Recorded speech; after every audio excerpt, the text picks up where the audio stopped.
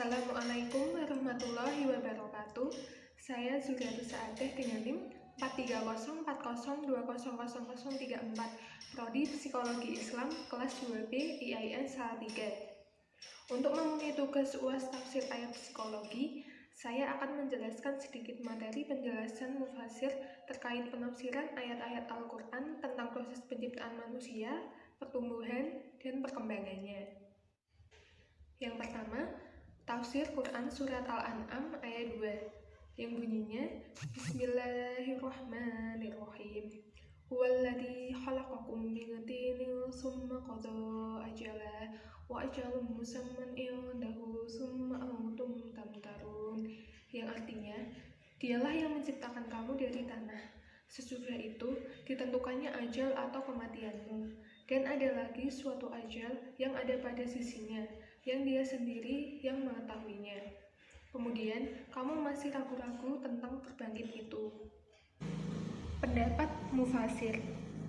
Tafsir Al-Madinah Al-Munawwarah di bawah pengawasan Syekh Profesor Dr. Imad Zuhair Hafidz, Profesor Fakultas Al-Quran Universitas Islam Madinah. Pendapatnya, Walladzi khalaqakum min tin, dialah yang menciptakan kamu dari tanah. Yang dimaksudkan adalah Nabi Adam. Summa qada ajala, sesudah itu ditentukannya ajal, yakni kematiannya.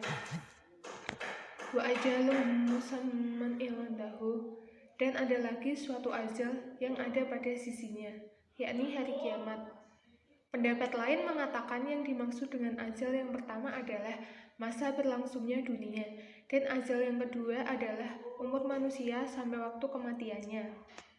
Summa antum tamtarun, kemudian kamu masih ragu-ragu, yakni bagaimana kalian ragu terhadap hari kebangkitan, padahal kalian menyaksikan pada diri kalian sebuah permulaan dan batas akhir yang menunjukkan adanya kebangkitan tersebut.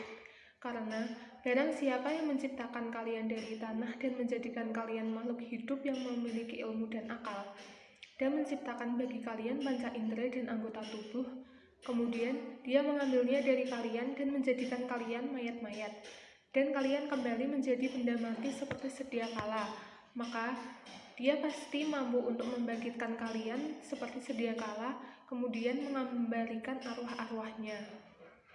Jadi kesimpulannya, kita tidak boleh ragu dengan kekuasaan yang Allah miliki, dan kita harus percaya adanya hari kebangkitan, karena kita itu diciptakan dan akan dikembalikan sesuai takdir atau kehendak Allah. Tafsir yang kedua, tafsir surat Al-Mu'min ayat 67 yang bunyinya Bismillahirrahmanirrahim. Huwallazi khalaqakum min turabin summa min nutfatin summa min 'alaqin summa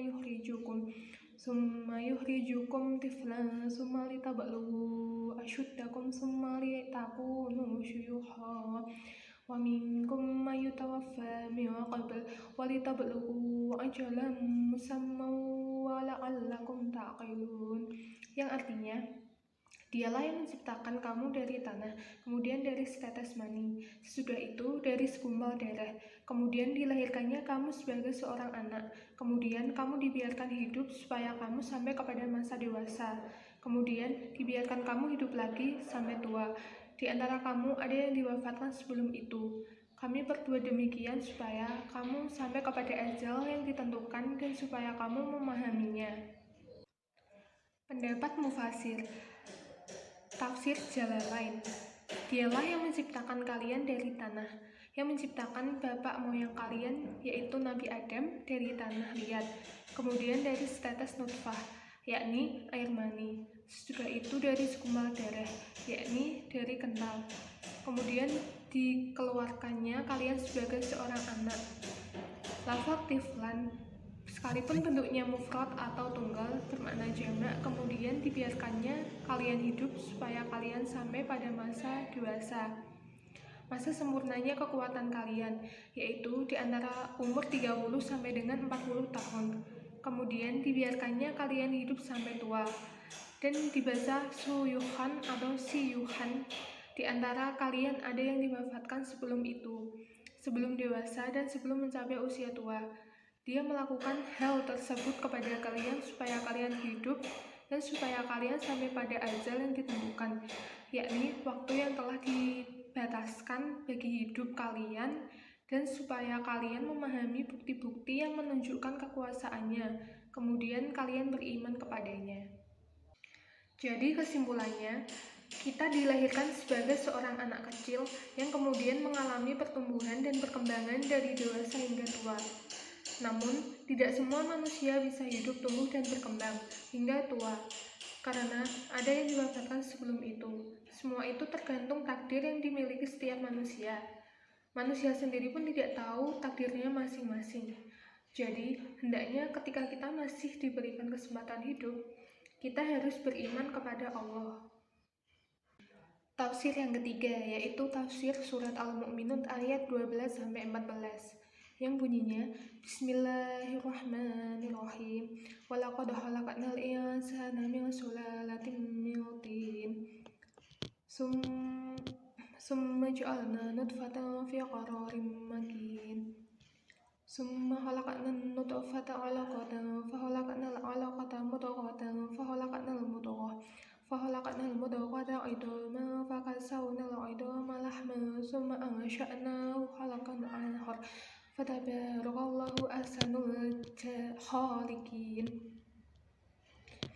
Yang artinya, dan sesungguhnya kami telah menciptakan manusia dari suatu saripati berasal dari tanah. Kemudian kami jadikan saripati itu air mani yang disimpan dalam tempat yang kokoh atau rahim. Kemudian air mani itu kami jadikan segumpal darah. Lalu segumpal darah itu kami jadikan segumpal daging. Dan segumpal daging itu kami jadikan tulang belulang. Lalu tulang belulang itu kami bungkus dengan daging. Kemudian kami jadikan dia makhluk yang berbentuk lain. Maka Maha Sucilah Allah, pencipta yang paling baik. Pendapat Mufasir, tafsir Ibnu Katsir. Ibnu Katsir dalam tafsirnya, tafsir Al-Quran Al-Azim, menuliskan bahwa Allah berfirman dengan mengabarkan awal proses penciptaan manusia berasal dari suatu saripati berasal dari tanah. Manusia pertama, yaitu Nabi Adam alaihissalam, Allah ciptakan dari tanah kering yang berasal dari lumpur hitam yang diberi bentuk. Firman Allah, kemudian kami jadikan saripati itu air mani yang disimpan dalam tempat yang kokoh atau rahim. Dalil yang tercantum di dalam lafaz ja'alnahu kembali kepada jenis manusia. Hal ini sesuai dengan firman Allah Quran Surat As-Sajdah ayat 7-8 dan firman Allah Quran Surat Al-Mursalat ayat 20-23.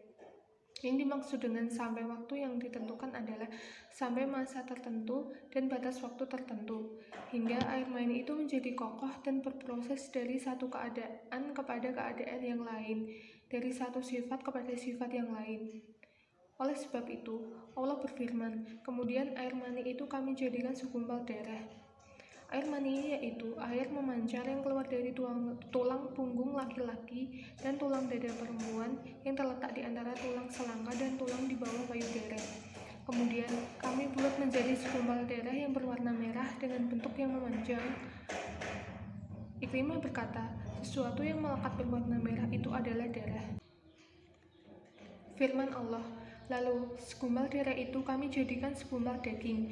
Yang dimaksud dengan mudghah adalah sepotong daging yang tidak memiliki bentuk dan belum memiliki ukuran.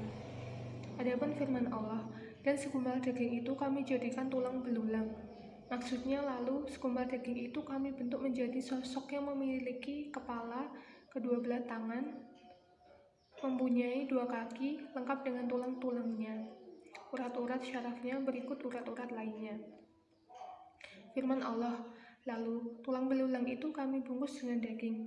Maksudnya, kemudian kami jadikan pada tulang belulang itu sesuatu yang menutupi, membungkus, dan menguatkannya. Firman Allah kemudian, kami jadikan makhluk yang berbentuk lain. Maksudnya adalah, kemudian kami meniupkan ruh ke dalam tulang yang dibungkus daging itu. Maka, ia pun dapat bergerak dan menjadi makhluk yang memiliki pendengaran, penglihatan, perasaan, dan pergerakan. Firman Allah, maka Maha Suci Allah lah pencipta yang paling baik. Maksudnya adalah ketika Allah menjelaskan kemahakuasaannya dan kasih sayangnya dalam proses penciptaan manusia dari air mani, Kemudian air mani itu berubah dari satu proses satu proses yang lain, dan dari satu bentuk ke bentuk yang lain, hingga dari proses itu terbentuklah sesosok manusia yang sempurna. Jadi kesimpulannya, proses penciptaan manusia itu diciptakan Allah melalui beberapa proses, yaitu dari air mani, kemudian menjadi segumpal darah. Kemudian dari segumpal darah itu menjadi tulang belulang, dan dari tulang belulang dibungkus dengan daging, dan jadilah makhluk yang disebut manusia, yang memiliki pendengaran, penglihatan, perasaan, dan pergerakan. Mungkin cukup itu saja penjelasan dari saya. Apabila ada kritik dan saran dari teman-teman, dipersilahkan. Jangan lupa komen dan subscribe ya. Sekian, kurang lebihnya mohon maaf. Terima kasih. Wassalamualaikum warahmatullahi wabarakatuh.